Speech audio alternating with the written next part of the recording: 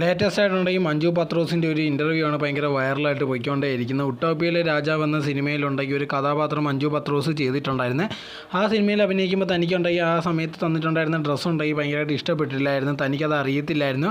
ആദ്യമേ ഉണ്ടെങ്കിൽ ഇത് കണക്ക് വന്ന സമയത്തുണ്ടെങ്കിൽ ഒന്നെങ്കിൽ നൈറ്റി അല്ലെങ്കിൽ സാരി ആയിരിക്കും എന്നുള്ള രീതിയിലായിരുന്നു പറഞ്ഞിരുന്നത്. പക്ഷേ സിനിമ സെറ്റ് വന്നപ്പോഴാണ് തനിക്കുണ്ടെങ്കിൽ വേറെ ഡ്രസ്സാണെന്ന് മനസ്സിലാക്കുകയും അതുകൊണ്ടെങ്കിൽ ഭയങ്കര അൺകംഫർട്ടബിൾ ആയിരുന്നു.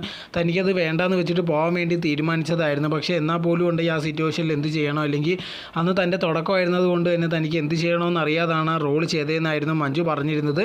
ഇത് കേട്ടപ്പോൾ ഒരുപാട് പേര് പറയുന്നുണ്ട് ഇതേ കണക്ക് പൈസ വാങ്ങിച്ചിട്ടല്ലേ പിന്നെ എന്തിനാ ഇങ്ങനെ അഭിനയിക്കുന്നതെന്നുള്ള രീതിയിലൊക്കെ പറയുന്നുണ്ട്. അതേസമയത്ത് ഒരുപാട് പേര് രംഗത്ത് വന്ന് അന്ന് എന്തോ ഇങ്ങനെയൊന്നും പറയാതെ അങ്ങ് പോയാൽ പോരായിരുന്നോ എന്നുള്ള രീതിയിലും കുറച്ച് പേര് ചോദിക്കുന്നുണ്ട്. ഇപ്പം നമ്മൾ നോക്കിക്കഴിഞ്ഞാൽ ഒരുപാട് പേർക്കുണ്ടെങ്കിൽ കുറച്ച് വർഷങ്ങൾ കഴിയുമ്പോഴേക്കും കുറച്ച് ക്യാരക്ടർ ഡെവലപ്മെൻറ്റോ അല്ലെങ്കിൽ ഭയങ്കര കോൺഫിഡൻസോ ഒക്കെ വരുന്നത്.